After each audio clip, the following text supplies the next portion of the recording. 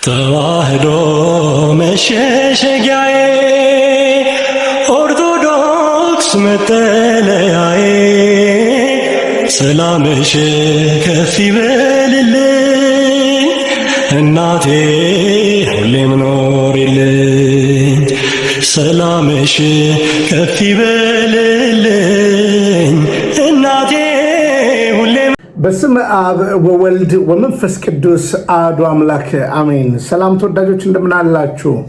እኔ የፍጥረት ሁሉ ባለቤት እግዚአብሔር ይመስገን በጣም ደህና ነኝ። ተወዳጆች እንዴት ናችሁ? እንኳን ለቀዳሚ ሰንበት አደረሳችሁ። በዚህ ዕለት የሚታሰቡ ሰማዕታቱ ቅዱሳኑን ሁላችንም እንግዲህ በዚህ እውነት ውስጥ የቅዱሳኑን ገድል እየሰማን የተጋደሉትን እውነት እያየን እኛም ደግሞ እምነታችንን እንድንቀበቅብ የአደራ መልእክቴ ነው። ኦርቶዶክስነት ሐዋርያዊት የሆነች እውነተኛ የክርስቶስ ቤተክርስቲያን ናት እና በሐዋርያዊ ቅብብሎች በስንክሳር የምናገኛቸውን አባቶቻችንን ፈለግ እየተከተልን ዘመናችን እንድንጨርስ ያደራ መልክቴ ነው። እንግዲህ መጽሐፍ ቅዱስ ሲናገር እነዚህ የሚያሉ የእምነት አባቶች በዙሪያችን ካሉልን በቶሎ የሚከበድን ኃጢአት አይደለም የሚለው። ስለዚህ እምነታችንን እየቀበቀብን የጽድቅ ሩጫ እንድንሮጥ ያደራ መልክቴ ነው። ተወዳጆች እንግዲህ ዛሬ የተወሰኑ ቪዲዮዎች ይዤ መጥቻለሁ። እንግዲህ በተቻለ መጠን ሪያክቶችን አተኩራለሁ ብዬ አስባለሁ። ዛሬ ማነሳላችሁ አንድ 3 ሀሳብ ናቸው። 4 ሀሳቦች ይቅርታ፣ 4 ሀሳቦች አነሳለሁ። በመጀመሪያ ደረጃ እንግዲህ የአውሬው መልእክተኛ ቤኒሂን እንግዲህ እንሰራበታለን ብያለሁ። በዚህ በመጋቢት ወር ወደ ኢትዮጵያ ለመምጣት ነገሩን እየሸከፈ አለ። ቤኒሂን ማን ነው የሚለውን ነገር ደግሞ በናይጄሪያ ያደረገውን የጥፋት እርኩሰት በሱን እናሳያቸዋለን። በመረጃና በማስረጃ እናሳያለን። ናይጄሪያ መጥቶ ከተናገረ በኋላ የተፈጠረውን ነገር ማለት ነው። እንግዲህ ሀገራችን ኢትዮጵያ ደግሞ አሁን ያለችበት ነባራዊ ነገር አለ። እንግዲህ ሰውዬ መጥቶ ሲሄድ ደግሞ ምናልባት ሰላም የሆነ ቦታ ሁሉ ሌላ ነገር እንደሚፈጠር ከወዲሁ እንድታስቡ ይሁን። በመረጃና በማስረጃ ያልሆነ ትንቢትም የውሸት ትንቢት እንደሚናገርም በጣም አጠንክረን እንሰራለን። በዚህ ሁኔታ ውስጥ እንግዲህ በአሜሪካ ያሉ የዚህ ሰውዬ ተከታዮች አግሬሲቭሊ ወጥተው ተቃውመውታል። ለ10 ዓመታት እንግዲህ እየተቃወሙት አሉ። ተፈውሷል የተባሉ ሰዎች ሞተዋል። በቃ የውሸት መንፈስ ነው ላይ የሚሰራበት። ይሄን እንግዲህ ንስሐ የገባንበት አንዱ መንገድ ስለሆነ ማለት ነው። ይህ ሰውዬ እኔ ራሴ በጣም ነበር የማደንቀው። በቃ እግዚአብሔር ሰው ነው ብዬ ነበር የማየው። ግን እውነታውን ስረዳ የአውሬው መልእክተኛ ለመሆኑ ለጥርጥር እንትን የለኝም። አገር በቀሉስ የቤኒሂን ቁራጭ አቶ እዩ ጩፋስ ሰሞኑን ወለጋ ሄዶ ነበር። ወለጋ ሄዶ የሚያደርጋቸው ነገሮችን በጥቂቱ አሰማችኋለሁ። ድራማ ነው ባይደዌ ድራማ እንደሆነ በአንክሮት ሁላችሁም እንድታዩ ነው። ድራማቲክ የሆነ ነገር እንደሆነ ማቴሪያሊስት ቁሳዊ። አሁን ቤኒሂን ለምሳሌ ከህዝበ ምዕመኑ ብታምኑም ባታምኑም 20% ነው የሚቀበላቸው። አልፎ ተርፎ ደግሞ በየአመቱ ፈንድሬዝ ያደርጋል ከምዕመኑ ማለት ነው። ከምዕመኑ 20% ሌጋሊ ይወስዳል። ባይደዌ ባትሰጡ ይረግማቸዋል። ባይደዌ ጠንቋይ ነው የምላችሁ ለዛ ነው እኮ። ስለዚህ ሰውየው እንግዲህ የህይወቱ ዝቅጠት ያደረገው ነገር ብዙ ነገር አለ። በነገራችን ላይ ተፈወሱ የተባሉ ሁሉ ከዚህ በፊት ማሳይቻቸዋለሁ። ሰሞኑ እንግዲህ ኢትዮጵያ ከመደገሱ በፊት እዚህ ሰውዬን የምትከተሉ ሰዎች ምን አይነት ሰው እንደጠራችሁ በደንብ እንዲገባችሁ ነው። ባይ ዘ ዌይ ፕሮቴስታንቲዝም ድሮም ተቃውሞ ነው። ለተቃውሞ ደግሞ አንድ ይሆናሉ፣ ለአንድነት ግን አንድ ሆነው ማያውቁም። ለሐሳብ ለእውነት በአንድ ሐሳብ አብረው ይተጉ ነበር አይደለም የሚለው እና ሐሳብ አንድ የላቸውም። የተለያየ ሐሳብ ግን ለአንድ ተቃውሞ የሚያቆም ነገር አለና የቤኒሂን ወደ ኢትዮጵያ መምጣት የዩ ጩፋ ኢትዮጵያ ወደ ወለጋ መሄድ መውተርተሩ ውሸት እንደሆነ በደንብ አሳያቸዋለሁ። ይሄንን በአጽንኦት ከዛ በኋላ እንግዲህ ጋሽ ንጉሴ የሚናገሩት ንግግር አለ። እንግዲህ ጋሽ ንጉሴ ቡልቻ የህይወት ቃል የሚል የመጽሐፍ ቅዱስ ተርጓሚ ሰው ናቸው። ቅንነታቸውን ሁሉ ያከብራለሁ። ግን የምናድደው ይሄን ያህል የእውቀት ክህሎት እያላቸው ይሄን ያህል ማቹርድ እያሉ ስለ ኦርቶዶክስም ክፉ አይናገሩም በእውነት ለመናገር። ግን ታዲያ ጋሽ ንጉሴን ሁሌ ቻሌንጅ የማደርጋቸው እኔ ሙሉ የምጠይቃቸው እሺ እርሱ ይሄን ያህል ነገር ከሆነ ኤርሊ ቸርች ፋዘርስ ቤተክርስቲያን በሐዋርያዊ ቅብብሎሽ የት ዋነች ብሎ ለምን አይጠቁሙም ህዝቡን? ለምን ህዝቡ እናንተም እንግዲህ በሚሽን ትምህርት ቤት አድጋችሁ ነው በዛው ነገራችሁን የጀመራችሁት እንጂ ኦርቶዶክስ ገብታችሁ አይደለችም የወጣችሁት። ኦርቶዶክስን አውቃችሁ አይደለም። እና መሰል አባቶች ያሳፍሩኛል። ነጠላ በመልበሳቸው ጊዜ ወደ ኦርቶዶክስ ተዋህዶ ቤተክርስቲያን እርግጥ ውስጣቸው እኮ ይፈልጋል ማስቀደስ በፈለጉ ጊዜ የጀመሩት የተገናኙት የነበሩበት ያሉበት ቦርድ የተለያየ ነገር ይዟቸው ነው። ለምን አትወጡም የሚል ጽኑ ሀሳብ አለኝ። እና እነሱን ጋሽ ንጉሴን መሰሎች ማለት ነው መሰሎች አላቸው። አሁን አይሰሙን አይታችሁታል። ጳውሎስ የሚባል በኋላ ትንሽ ያሳያቸዋለሁ ያለውን አመለካከት እዚህ 500 ዓመት ታድሳውያን የሚባሉት ላይ ሳይሆን እኔ በሐዋርያዊ ቅብብሎሽ ያለችው ጋር ነው ምናምን እያለ ይናገራል። ኦርቶዶክስን ያውቃታል። የኦርቶዶክስ ትምህርትን ያውቋታል። ለምን ታዲያ ይህን ያህል እውቀት የእንግሊዝኛ ክህሎት እግዚአብሔር ከሰጣችሁ ለምን አትመረምሩ? ለምን እውነትን ለትውልድ ለምን አትናገሩም? እውነተኛ የክርስቶስ ቤተክርስቲያን ኦርቶዶክስ እንደሆነች ህሊናችሁ ያውቃል። አሁን እንደው ዝም ብላችሁ አንዳንድ ጠንቋይ እያያችሁ ኦርቶዶክስ እንዲለሽ ከማለት ይልቅ በሐዋርያዊ ቅብብሎሽ በቤተክርስቲያን ስርዓት ያላትን እውነት አፋልሳለች አላፋለሰችም? ይህንን ለምን ቀርባችሁ ለምን አትፈትሹም? ለምን ቀርባችሁ እውነቱን ለምን አትመሰክሩም? በቃ እንደኔ ማለት ነው እንደኔ ይሄንን ነገር ብታዩ ጥሩ ነው። እና በዚህ ዙሪያ ሀሳብ እችላለሁ። በሶስተኛ ደረጃ እንግዲህ የነዚህን ሰዎች ሀሳብ ካነሳው በኋላ በሶስተኛ ደረጃ እኛ ጋም እንግዲህ ሌባና አጭበርባሪዎች አሉ። ቅባ ቅዱስ የሚሸጡ ሌባና አጭበርባሪ በዚህ ጉዳይ አባ የተናገሩትን አነሳለሁ። ከዛ በኋላ አቡነ አብርሃም ደግሞ የሚናገሩት ያው ለመገደል ዝግጁ እንደሆኑ የግድያ ዛቻ እየመጣባቸው እንዳለ የተናገሩትን ቃል በቃል ወስጄ እናገራለሁ። ተወዳጆች እንግዲህ ድራማው አይበቃም ወይ ከሚል ጀምራለሁ ማለት ነው። ስለሆነም የመጀመሪያ ቪዲዮዬ አቶ እዩ ጩፋ ማን ነው የሚለውን ነገር እስኪ ሰሞኑ ወለጋ ሄዶ ያደረገውን ነገር በጥቂቱ ላሳያችሁ። አጥንት ላይ ትንቢት መናገር እና ታዲያ እንዴት ነው ይሄ ከሆነ ታዲያ መዘጋጃ ለምን አይቀጥረውም? እዩ ጩፋን ለምን መዘጋጃ ለምን አይቀጥረውም? እና አያስነሳም? እንዳንበዛ በዝተናል፣ ኦቨርነን። እስኪ ትንሽ እንስማ።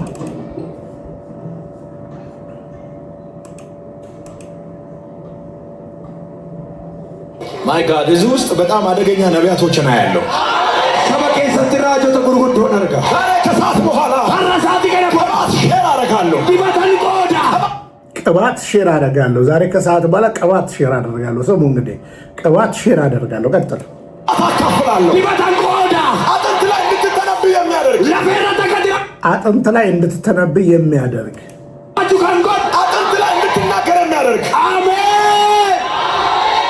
ሰውየው መተርጎሙን ተውና ለራሱ አሜን ማለት ጀመረ። እና አጥንት ላይ እንድትናገር እስቄል ትዝ ይላችኋል አይደለ? የስቄል ቅባት እና እንደው ተው አዲስ ኪዳን እናልገባህም የምንለው እዛ እኮ ነው። ረጋ በል። ለማንኛውም እሺ ቀጥል። አስተላልፋለሁ። አሜን። ለመውሰድ ተዘጋጅታችኋል። ሊበተላ ፈረቲ ነመራቺ ዙፍረቹን ኮምቦቴታ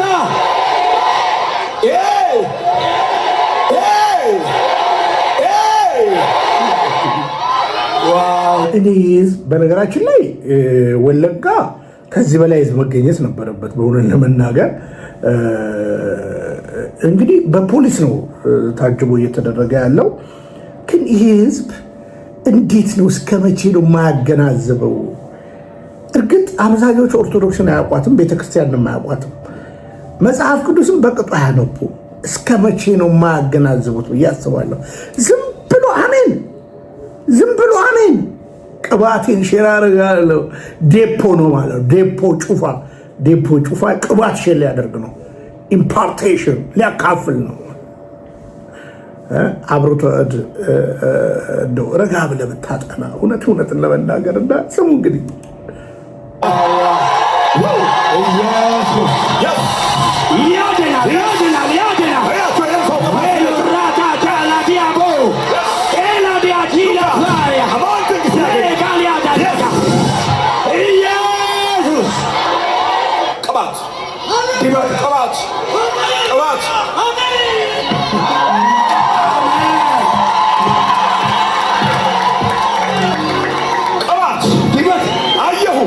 አርጌ ያ አተሰው ናምጣት ፕሪንስ ላፊያ ተራሳው ኮት ኮት ኮት ኮት ኮት ኮት ኮት ኮት ብራዘር ኮት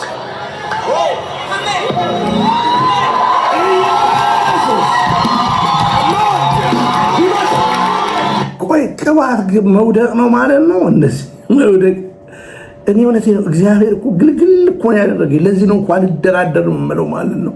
እንደዚህ ነው ክርስትና። እውነት ለመናገር እንደዚህ ነው።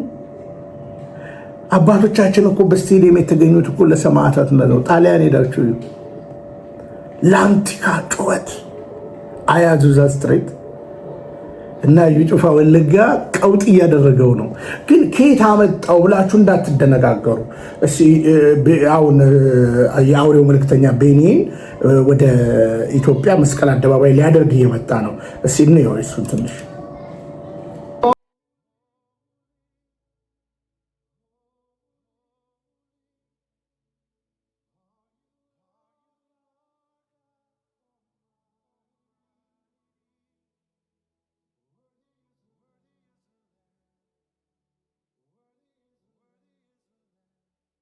አያችሁ፣ ከአውሬው ነው። በእርግጠኝነት ሆኜ የምነግራቸው እነዚህ ሰዎች ወድቀውም ሲነሱ ያው ናቸው፣ መቼም ያው ናቸው። በነገራችን ላይ በእርግጠኝነት ሆኜ የምነግራቸው ይሄን ነው። በነገራችን ላይ በእርግጠኝ ምንም ለውጥ የለም።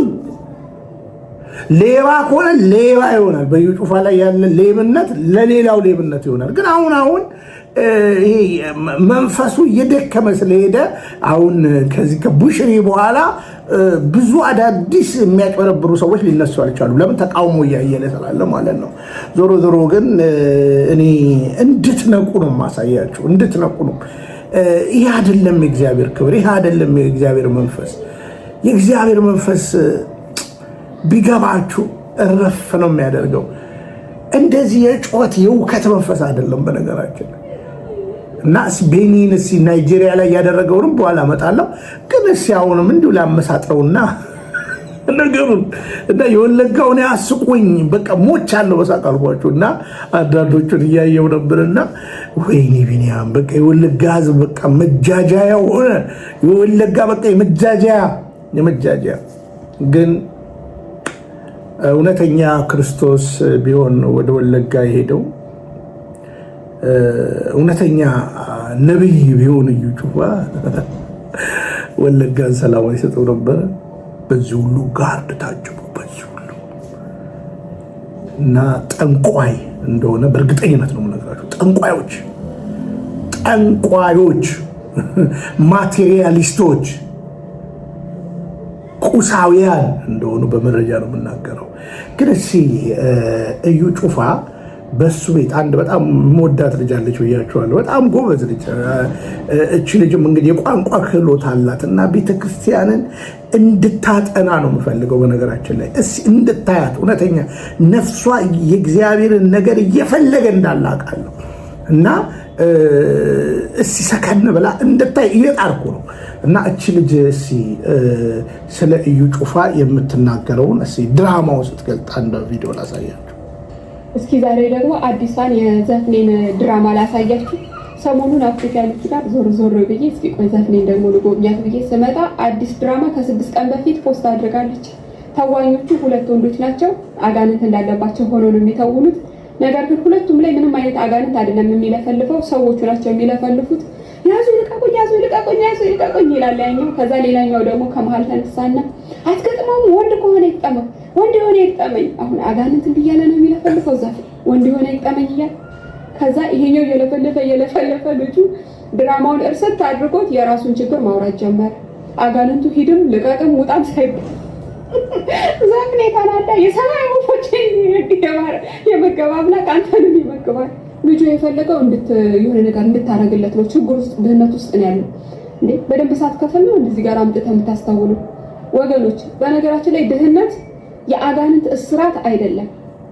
አንድ ሰው ድሃ ነው ማለት በአጋንንት እስራት ውስጥ ወድቋል ወይም ደግሞ አጋንንት በሱ ላይ አጋንንት ሰፍሮበታል ማለት አይደለም። ድሃ ሆነው እግዚአብሔርን የሚወዱ እግዚአብሔርን የሚያከብሩ ክርስቶስ ኢየሱስን በንጹህ ልብ የሚከተሉ ብዙ መልካምና ቅን ልቦች አሉ። ብዙ በሀብት የበለጸጉ ነገር ግን ህይወታቸው የተበለሻሸ ደግሞ አሉ። ስለዚህ ድሃ መሆን ማለት በአጋንንት ስራት መያዝ ማለት አይደለም። ለማንኛውም ይችን ድራማ እስኪ ተከታተሏት። አቃቆኝ በባዶ እግሩ ከጣፉ አስመጣው። ትናንት ብሩ ወስጄበት ሰው ላኩበት። ባዶ እግሩ አው ባዶ እግሩ ላስልቆ ነበር አስመለጥኩ አይደል? ግን ምን ዋጋ አለ? አመልጦ ቀስ ብሎ መጣ። ባዶ እግሩ ብሩ ኪስ ውስጥ የለም። ይኸው ቡኩን ይዞ ሄዶ ብሩ ሲያወጣ ሲል የለም። ተወስዶናል፣ ወስደናል፣ ልከናል። አምባዶች እሺ ልቀቁት እስኪ። ተነስና ቆም። አንተስ ምን አሰብክ? ትፈልገኛለህ ወይ? አሳያለሁ። ማንን? አንተን። እርግጠኛ ነህ? እስቲ ልቀቀኝ። አታድርግልኝ።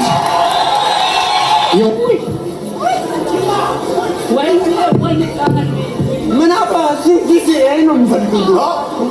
ያወራ አይደል እንዴ? ምን ይመስላል? አትጣሉ ደግሞ ፋሪ አትለው እንዴ? ዋሊ ነው ውሻ ሰው አይደለም። አንተ ምን ሆነህ ነው? አንተ ስንት ሰባት ወር አመልጥ ነበረ። ለምን ወጣ አንተ? ቆይ ፋሪ ውሻ ለምን አታሳየውም ታዲያ? ለምን አታሳየው? እስቲ ተቀበላ እሱ ጋር እስቲ ተቀበላ እኛ እኮ ሐኪም ቤት ውስጥ አንዴ ኩላሊት እንሄዳለን፣ አንዴ ምን ይለናል። አንተ ዝም ብለህ ፋ ደግሞ ታወራለህ። መጣሁት ኮቦልስ ሰደከት ፋሪ ሪዳ ወደዛ እነሱ ለቁዲዮዋ እንደ ተይሸና እንደሆነ እንዳንተ ተለቀ አይደል? አይ ነው እኮ ሲታይ ማን ሰጣለሱ? ማን ሰጣለሱ? ወይ ወንድሽ ማለት አረብሩን ከየት እንመልስለታለን? ና እስኪ አንተ ጠጋ በል። አንተ እስኪ ጠጋ በልና ወደዚህ አርገን ትየን በልተንበት ገንዘቡን ወደ ሌላ ሰው ዞር መሬት ሌላ ሀገር ላይ ትግስቱ ቸርች ይሰራበታል። አንድ ፓስተር አምጥቶ ምናምን ያለው ነገር ላይ ዞር ቦታ ዞር አድርገናል። ገንዘቡን ወደ ሌላ ሰው ዞር፣ የሆነ ነገራችሁን ወደ ሌላ ሰው ዞር የሚያደርግ ድግምት፣ ወደ ሌላ ሰው ዞር የሚያደርግ መተት ዛሬ ከሰዓት በኋላ የእናንተ ነገር ወደ እናንተ ዞር ይላል። ቴሌቪዥን ላይ ያንተን ምስል ላይ ይሁትና ረሳው አይላንድ ውሃ ይዤ እንደዚህ ትወናው ተረሳ። ጸሎት እያደረኩ ያለ ሰውዬው አለቃይ መታኝ ወገቤ። ከዛ ታመመ መጣው ያመጣኝ ሌላ ሰው። ከዛ የት እንደሄደ አላውቅም። በቃ ሌላ ሰው ደላውዬ ቤት ኪራይ ምናምን ያዘልኝ። የአንድ የሐዋሳ ልጅ ዝም ብሎ ያዘልኝ። 2 ወር ኪራይ ከፈለና 2 ወር ደግሞ ገና ተያዘና እቃ ምናምን ያዙት። እቃም የለኝም ግን ልብስ በቃ ፓስፖርትና ልብስ እዚህ ይቀማል ስታገኝ ታመጣለህ ምናምን አሉና ከዛ ሳምንት ሞላው። በቃ ጎዳና ወጣው ማለት ነው። ጎዳና ወጥቼ እያለ ፖሊሶቹ ያገኛሉ። ምንም ምናምን ሲሉ መታወቂያ ሳይሆን ጎዳና ወጥቻለሁ እንደዚህ ነው ዞን ይላሉ። ያው ከዛ ወገቤን ከመታኝ በኋላ ኩላሊት በጣም መቀመጫ ነው። ቀደም ስለ ኩላሊት እያወራ ነበር እሱ ራሱ ውሸት እኮ ነው። እስቲ ላወጣው ብር አለ ወይ ብዬ ለካ ተጫወተው ሙዚቃ ውሸት እጂ ባንክ ሲገባ የለም ዜሮ ነው። ዳሽን ላይ ባንክ 100 ብር ነበር። እሱን አወጣሁትና ምሳ በላሁትና ቀጥታ መጣሁ። ከዛ በእግሬ መጣሁ ከጣፎ እስከዚህ ድረስ ምሳ በልቶ እና በጣም የሚያስጠላ እናቴንም እንደዚህ በድግምት አለያዩ። እናቴም አባቴም ግን ብዙ ነገር ስለማስበው ነው። ሰይጣን ብዙ ጊዜ ይሄ ብዙ ነገር ያስባል። እንደነዚህ ሰዎች ይሆናል ይላል እንጂ ስማችሁን አይጠራም። ብዙ መከራ ነው ያሉት። አሁን እዚህ ቁርስ ሰው ነው ገዛልኝ። ምሳ በልቷል። አሁን ደግሞ ቁርስ ደግሞ ሰው ገዝቶልኛል ይላል። ዶሮ አገልጋይ ነበርኩ ልጅ ሆኜ ወለጋ ውስጥ። ከዛ እዚህ ትምህርት ጨረስኩት። ከጨረስኩ በኋላ ለስራ ጉዳይ ወደ ድሬዳዋ ወደ ሞቃዲሾ ዞራለሁ ነበር። ትበላለህ። ወፎችን የሚመግብ አምላክ አለ።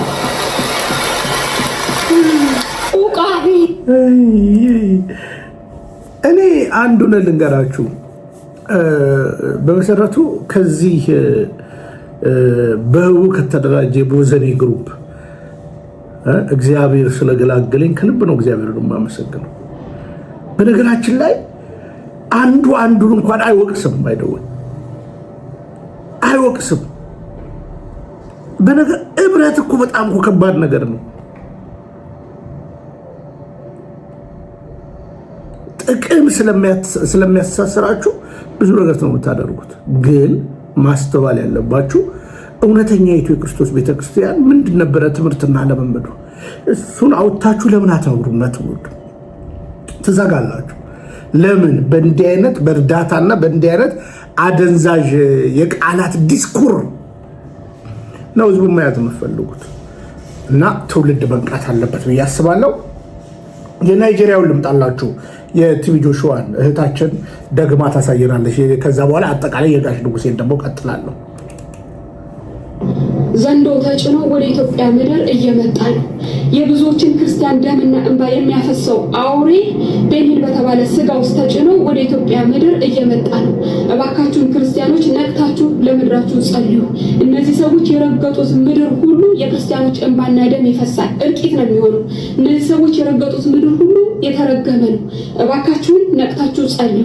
ይሄ ሰው ከ2001 ጀምሮ ለናይጄሪያ መልእክት ያመጣ ነበር፣ በተደጋጋሚ ወደ ናይጄሪያ በመሄድ እንግዲህ 2016 ላይ ከዚህ በኋላ ናይጄሪያን በእሳት ቅጥር ቀጥሬያታለሁ፣ ምንም አይነት ሞት አይሆንም፣ ለናይጄሪያ መልካም ይሆንላታል ብሎ መልእክትን አምጥቶ ነበረ።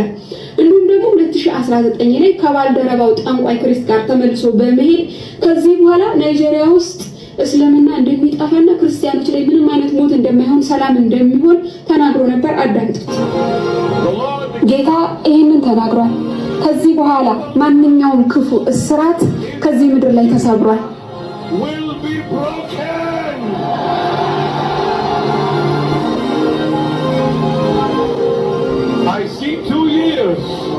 ሁለት ዓመትን አያለሁ። አሁን ላይ አይደለም፣ ቀጣይ ዓመትም አይደለም፣ ከዛ በኋላ ያሉትን 2 ዓመታት ያሳየኛል። ከነዛ 2 ዓመታት በኋላ እግዚአብሔር የእስልምናን ዓላማ ከናይጄሪያ ምድር ላይ ያነሳል። ናይጄሪያ ላይ እንግዲህ እስልምና ይጠፋና የክርስቲያን ሀገር ትሆናለች ነው እያለ እየዋሸ ያለው። ከእግዚአብሔር ይህን ድምፅ አልሰማሁም። ምክንያቱም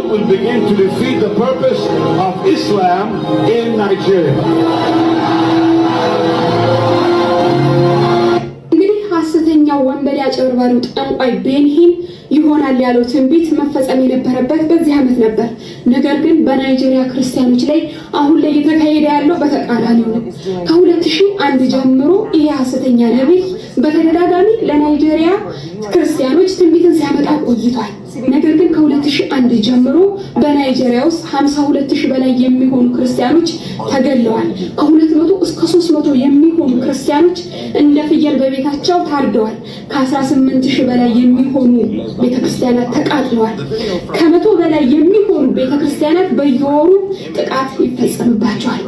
እንዲሁም ደግሞ 5 ሚሊዮን የሚሆኑ ክርስቲያኖች ከ7 ሚሊዮን ህፃናት ልጆቻቸው ጋር ከቤታቸው ተፈናቅሏል። ናይጄሪያ ውስጥ ወደ 80% የሚሆን እስልምና እድገት አሳይቷል። ይሄ ነው እየሆነ ያለው እውነት ይሄ ነው። ይሄ ወንበዴ ሐሰተኛ ነቢይ የ80 ዓመቱ ቤኒሂን ላለፉት 50 ዓመታት ያህል የተለያዩ ዓለም አቀፍና ሀገር አቀፍ ትንቢቶችን ሲያመጣ ቆይቶ አንድም ትንቢት ባለመፈጸሙ በተለያዩ ጋዜጦችና ሚዲያዎች እንዲሁም ደግሞ ኒውሶች ላይ መሳቂያና ማላገጫ መሳለቂያ ሆኗል። እንዲሁም ደግሞ በዘመኑ ከ1 ሚሊዮን በላይ ለሚሆኑ የታመሙ ሰዎች ተፈውሳችኋል ብሎ ከተለያዩ ካንሰር፣ ኩላሊት፣ ጉበት ከተለያዩ በሽታዎች ከ1 ሚሊዮን በላይ ለሚሆኑ ሰዎች ያመጣቸው ትንቢቶች ሳይፈጸሙ ሰዎቹ 1 ወር እስከ 3 ወር በሚሆኑ ጊዜ ውስጥ ሞተዋል።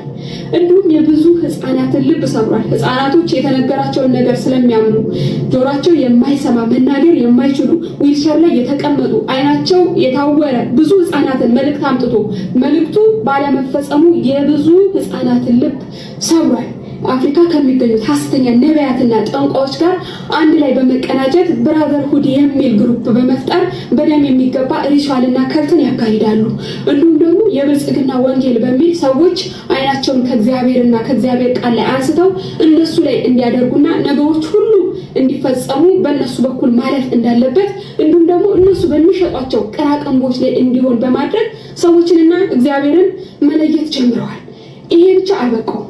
በተለያየ ቦታ ላይ ከብዙ ሴቶች ጋር የሴክስ ግንኙነት ያለው ቤኒን እንደሱ ሐሰተኛ ነቢይ ከሆነች ዋይት ጋር በሮም ባንድ ሆቴል ውስጥ ተይዟል በዝሙት።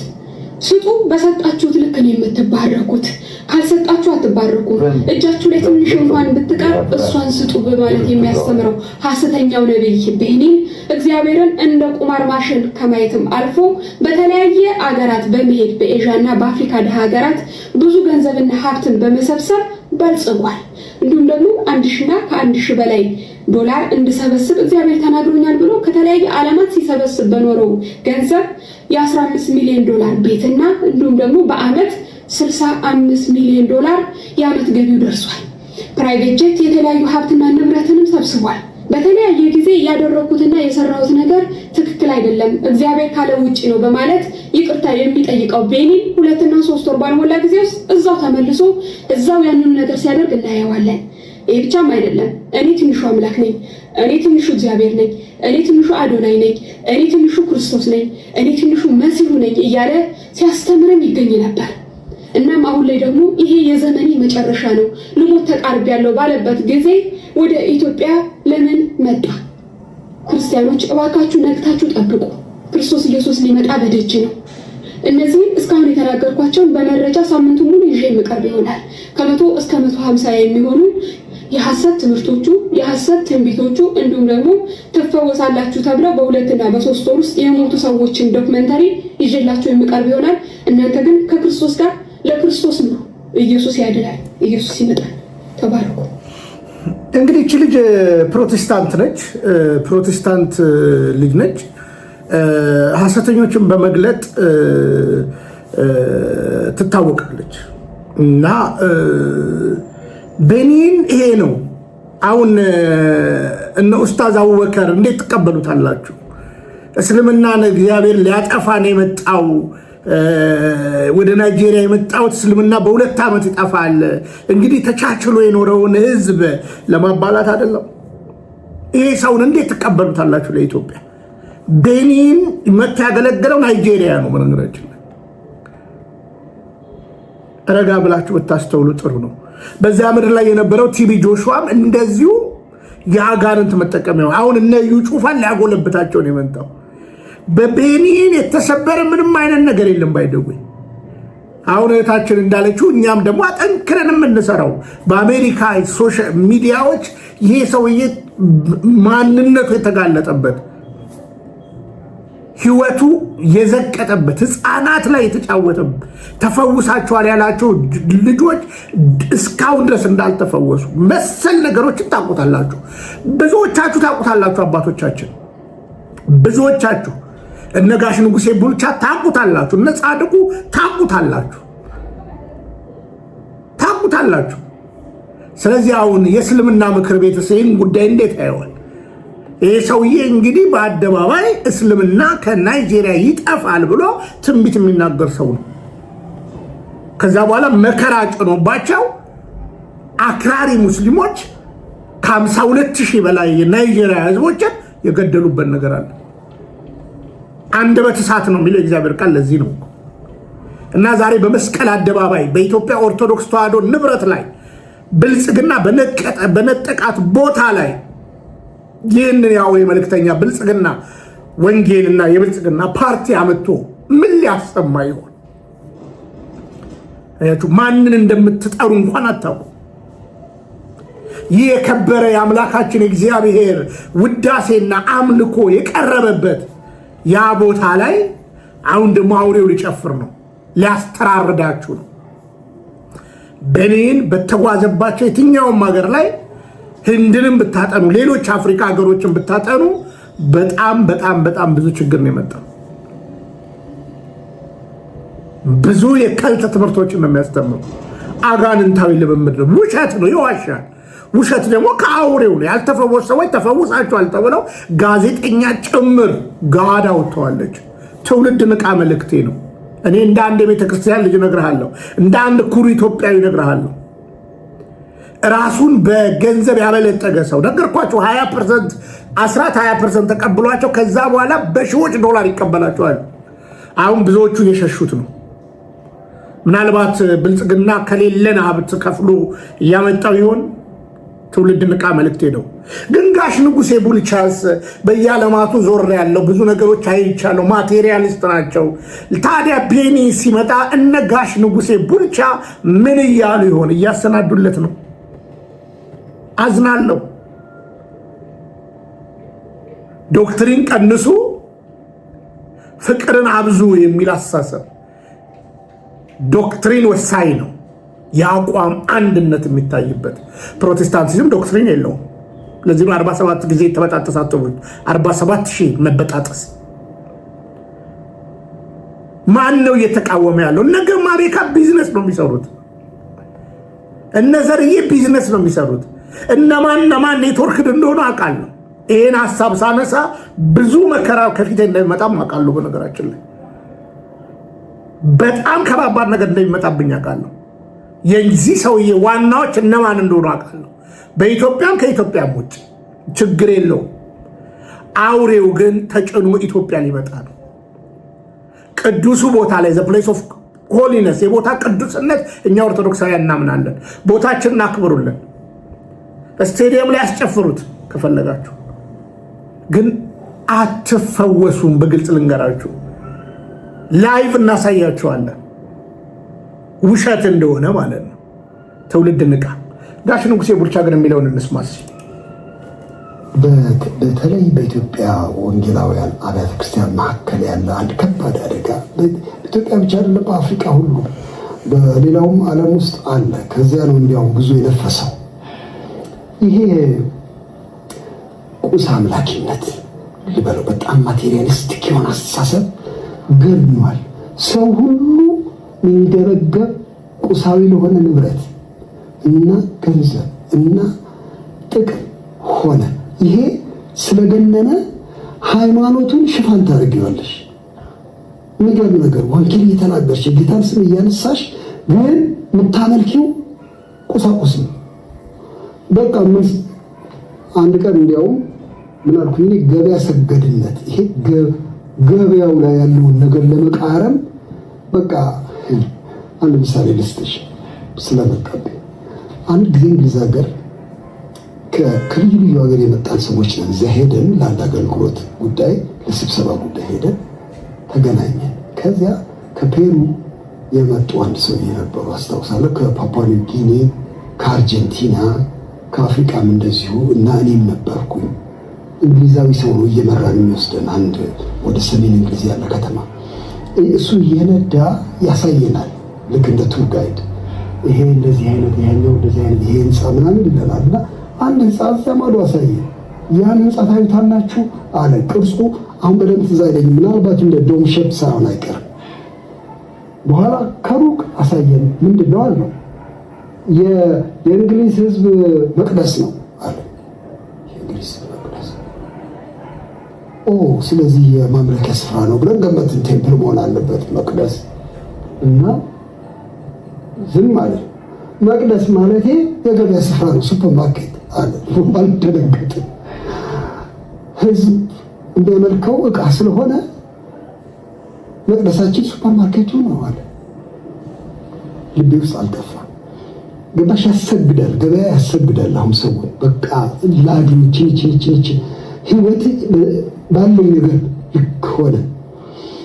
እሱ አስተሳሰብ ገባ። አሁን ብልጽግና ወንጌል የሚባለው ትንሽ ሀሳብ ላንሳሱ። ዋና አስተሳሰብ ይሄ ነው። ገበያ መር ነው። እውነት ለመናገር ማግኘት አለብኝ ቁሳቁስ የሚል ነው። ግን ስግብግብ እንዳይባል ወይም እንደው ከመስመር የወጣ ነው እንዳይባል የወንጌል ቃል ይጠቅሳል። በወንጌል ይታከካል። ሰጪ ነው እግዚአብሔር፣ መጠየቅ ነው ያለብን ይላል። እንዲያውም ከዛም አልፎ በጣም የሚያስደነግጥ ነገር ሁሉ አያለው፣ አነባለሁ። ጌታችን ኢየሱስ ክርስቶስ የሞተው እኮ አንተ የነተበ ሸሚዝ እኮ እንዳትለብስ ነው። ቀዳዳ ጫማ አድርገህ የጌታ ልጅ ነኝ ማለት ምን ይሰራል? እሱ እኮ የሞተልህ እኮ እንድትከብር ነው። ራሴን ይዤ ነው ያስጮኸኝ። ይህንን አንድ ቀን ያየሁ ጊዜና ይሄ በወንጌል ላይ መሳለቅ ነው። የበግና የፍየል ሌጦ ለብሰው ዞሩ በሚባሉ አባቶቻችን ላይ መሳለቅ ነው። ይሄ እንዴት አድርጎ ነው ወንጌልን ከዚህ ነገር ጋር ሰው መጣምረው? እሳቀቃለሁ በጣም በሰማሁ ቁጥር። ይገርምሻል፣ አሜሪካን ሀገር ሄጄ ይሄንን አይነት ነገር ሲታወጅ በቴሌቪዥን ላይ የክርስቲያን ቻናል ተብሎ አንድ ሰው ቤት ቁጭ አልኩኝ እና እስቲ ሰዎቹ ሌላ ጋር ስለነበሩ እስቲ ወንጌል ላዳምጥ ብዬ ያን መጨቆኛውን ተጫንኩኝ እና ይመጣል ሰባኪ ይመጣና እንዴት ንግድህ እንደሚሳካልህ ብሎ ወይ ከጢሞቴዎስ ላይ ወይ ከቆሮንቶስ ላይ ያነሳል ይሰጥ። ይሄ በአካባቢ ያሉ ሰዎች እንዲያደንቁ ከፈለግ በኋላ ቀይራለሁ እኔ በጠቆሚያውን እያዞርኩ ቀይራ እስቲ ሌላ ደግሞ እስቲ ሌላ ሰባኪ ይላሉ። አንድ ቦታ ላይ ሲጠቁም አንድ ሰው መጣ። $69 ያሳያል ስክሪኑ ላይ በተደጋጋሚ። ምንድነው $69? የወንጌል ሰባኪ ነው። ምንድነው $69? በኋላ መጣ። ለዚህ አገልግሎት $69 ብቻ ትልቅ ጥርመሳ በፋይናንስህ ላይ በኑሮ ላይ። እንግዲህ ጋሽ ንጉሴ እንደዚህ አይነት እውነቶችን አይቶ ዛሬ ቤኒን ወደ ኢትዮጵያ ሲገባ ምን ይለው ይሆን? ምንስ ሀሳብ ያቀርብ ይሆን? መቼም ቤተ መንግስትም ጋሽ ንጉሴ እንደሚሄድ አውቃለሁ እና ጽኑ አቋሙ ምን ይሆን? መልካም ሰው ደግ እንደሆነም አውቃለሁ። በእውነት ለመናገር እንደሚባለው ማቴሪያሊስት እንዳይደለ አውቃለሁ። ለምን ግን ሁሌም ቅድም እንደነገርኳችሁ ጋሽ ንጉሴ ኤርሊ ቸርች ፋዘርስም በሐዋርያዊ ቅብብሎች ኦርቶዶክስ ተዋህዶ እውነት መሆኗን ልቡም ያውቃል። አፉም ለመመስከር የተያዘበት ነገር አለ። ስለዚህ ጋሽ ንጉሴ ቤኒንን ለምን አሁን አይቃወምም? በነገራችን ላይ የእስልምና ጉባኤስ እንዴት ያየዋል? የናይጄሪያውን ወሳኝ ሀሳቦች ሰሞኑን አሳያችኋለሁ። ወሳኝ ቪዲዮዎችን አሳያችኋለሁ። የተናገራቸው የውሸት ትንቢቶች ይህንን ነው። እንግዲህ ኢትዮጵያ ልትቀበል ምናምን ብለው ስላሴ 9 ነው ሎቱ 7 ብሎ የሚያስተምር እውነታዊ ነው። ብራዘር ናባክ ወደ ፕሮቴስታንት የምትለኝ ሰው ወዴት ነው የምመጣው? ብራዘር እኔ እውነተኛይቱን የክርስቶስ ቤተክርስቲያን አግኝቻለሁ። እረፍ ብያለሁ። አባቶች ባሰመሩልኝ ክርስቶስ በመሰረታት በእውነተኛው በር ገብቻለሁ። ስለሆነ ምን ያርፌያለሁ።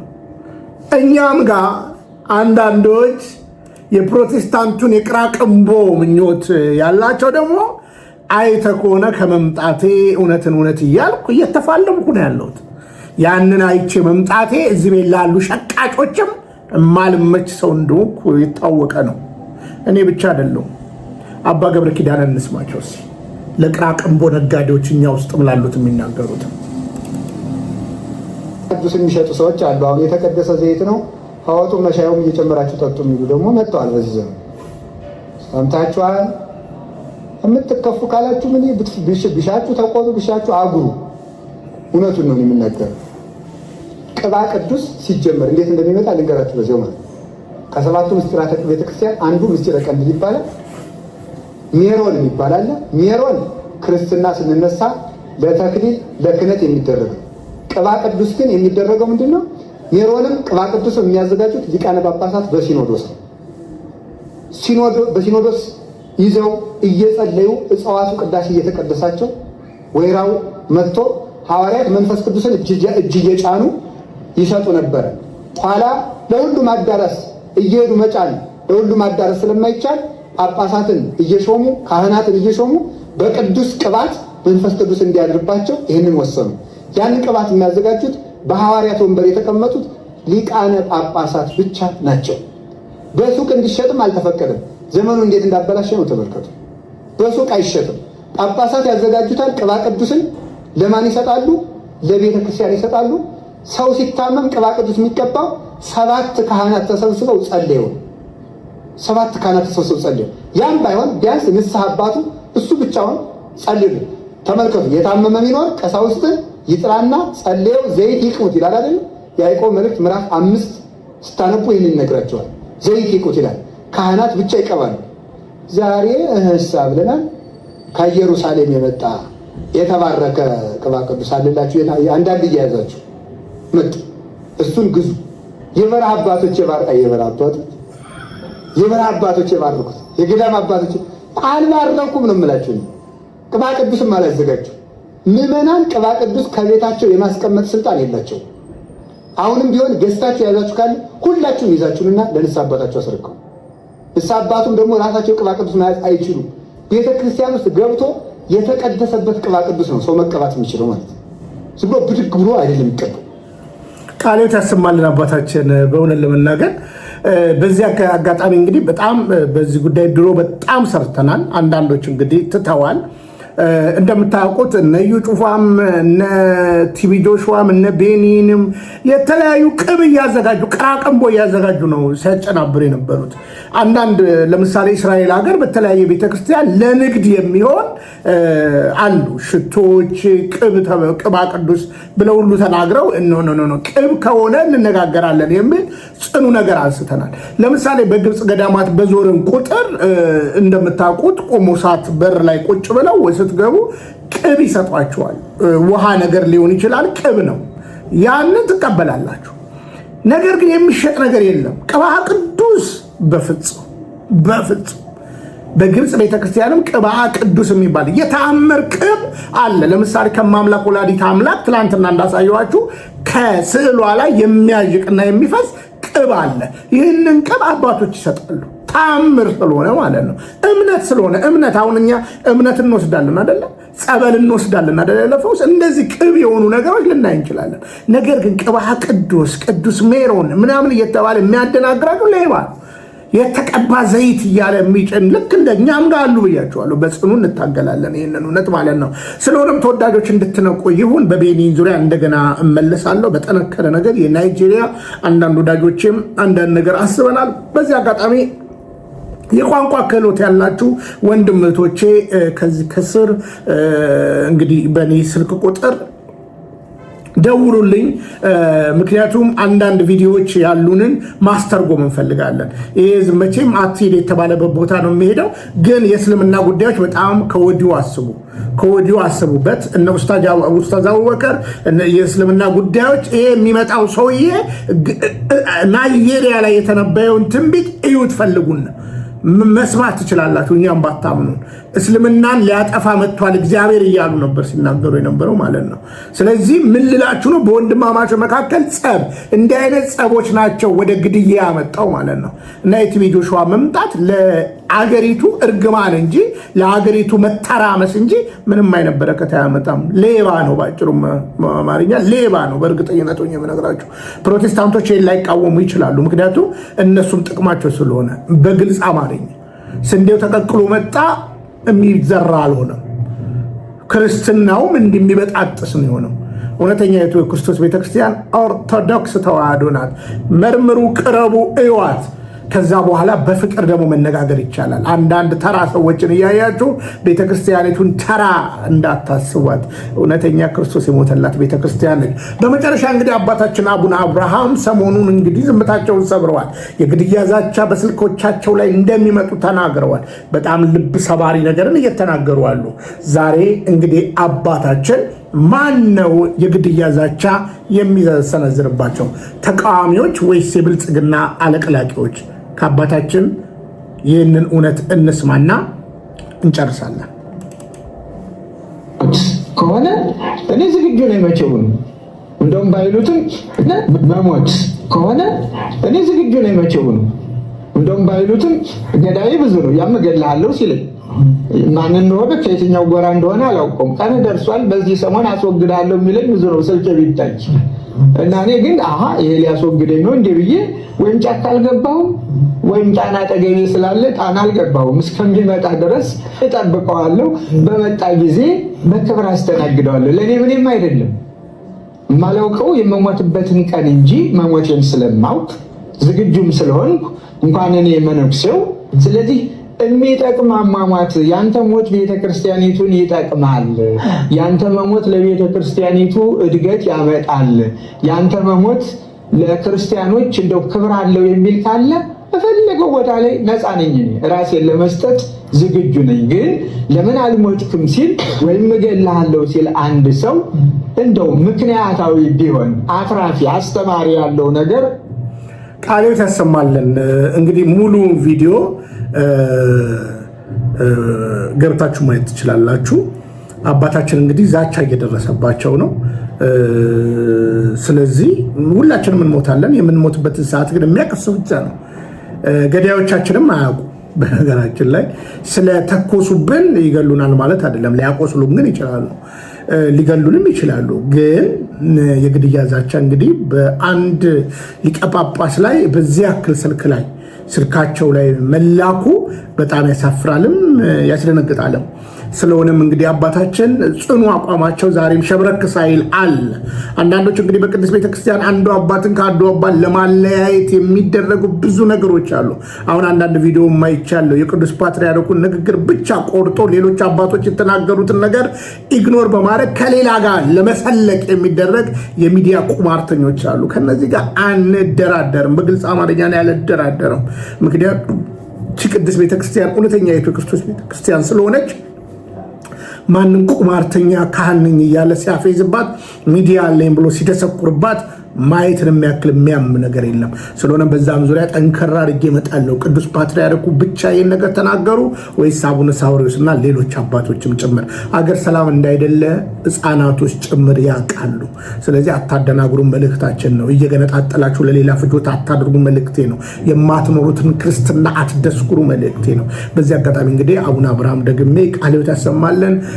ቡራኩ ይድረሰን። ከልብ አመሰግናለሁ። ተወዳጆች እንግዲህ በሌላ ቪዲዮ እንደገና እመጣለሁ። አደራ ከተመቻችሁ የፕሮግራም ላይክ አድርጋችሁ ለ15 ሰው ሼር እንድታደርጉልኝ በትህትና ጠይቃለሁ።